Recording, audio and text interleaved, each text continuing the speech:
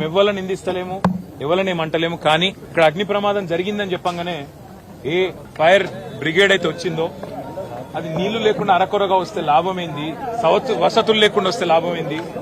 వచ్చిన ఆ fire service వాళ్ళు కూడా మాకు మాస్క్ లేదు కాబట్టి లోపలికి పోలేకపోతున్నామంటే ఇంతకంటే అన్యాయం ఉంటుందా? అట్లే వచ్చిన అంబులెన్స్ లో కూడా మాస్కులు పెట్టకపోతే, ఎందుకంటే ఎప్పుడైనా అగ్ని ప్రమాదంలో ఆ పొగతోని ఊపిరాడదు, ఆ ఊపిరాడకనే ఊపిరి పోతుంది, ప్రాణాలు పోతాయి.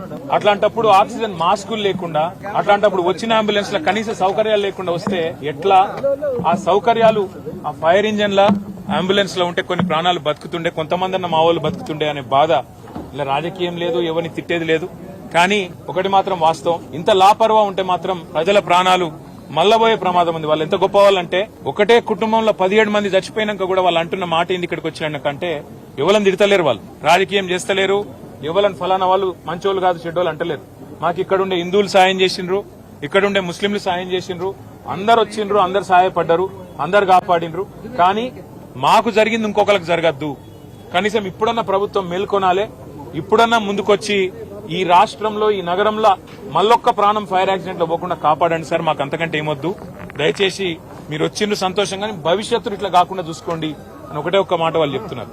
నేను ప్రభుత్వాన్ని కూడా అడిగేది ఒకటే, మీరు దయచేసి రాజకీయాలు నడుస్తూనే ఉంటాయి, తిట్టుకునుడు, మనం అసెంబ్లీలో తూకిత్తా అంటే మైకిత్తా రోజులో నడుస్తూనే ఉంటది, మేము దాని గురించి రాలే. కానీ ఇప్పుడన్నా ఎండాకాలం వచ్చిందంటే మున్సిపల్ మంత్రి గాని, మున్సిపల్ అధికారులు గాని, పోలీసు వాళ్ళు గాని, ఫైర్ ఇంజన్ వాళ్ళు గాని ఓ రివ్యూ పెట్టుకోవాలి, సమీక్ష చేయాలి, ఎక్కడ ప్రమాదం జరిగితే. ఎందుకంటే ఇది densely populated area, old city అంటే ముఖ్యంగా చార్మినార్ అంటే ఎక్స్ట్రీమ్లీ డెన్స్లీ పాపులేటెడ్ ఏరియా. ఇక్కడ ఒక ఫైర్ ఇంజన్ రానికి పోనికి కూడా జాగుండదు, తెల్లారు లేస్తే అంత ట్రాఫిక్ ఉంటది ఇక్కడ. మరి ఇక్కడ ఏమన్నా అయితే ఎట్లా అనే ఒక ఆలోచన ముందు నుంచి ఉండాలి. ఇక్కడ ఫైర్ హైడ్రెంట్స్ పనిచేస్తున్నాయా లేవా, నీళ్ళు ఏడికెళ్ళి తేవాలి, ఇంజన్ అంటే వచ్చింది, నీళ్ళు ఏడికెళ్ళి తెచ్చుకోవాలి, లాస్ట్ మినిట్ లా ఆ సోయి ఉండాలి, అధికారులకు ట్రైనింగ్ ఉండాలి, ఎప్పటికప్పుడు మాక్ డ్రిల్స్ ఉండాలి. అవేవి లేవు, ఇది మంచిది కాదు.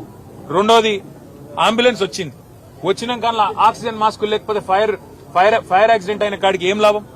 వాళ్ళ బాధ అంతా ఏంటంటే 17 మంది చిన్న పిల్లలు 8 మంది పోయినారు. ఇంతకంటే అన్యాయం ఉంటుందా సార్? దయచేసి ఇంతకంటే దుర్దినం మా జీవితంలో లేదని వాళ్ళు చెప్తున్నారు.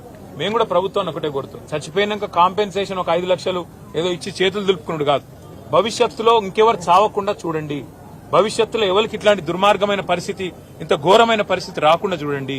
దయచేసి మీరు చేస్తున్నారు కొన్ని పనులు, ఇంకా మంచి పనులు చేయండి.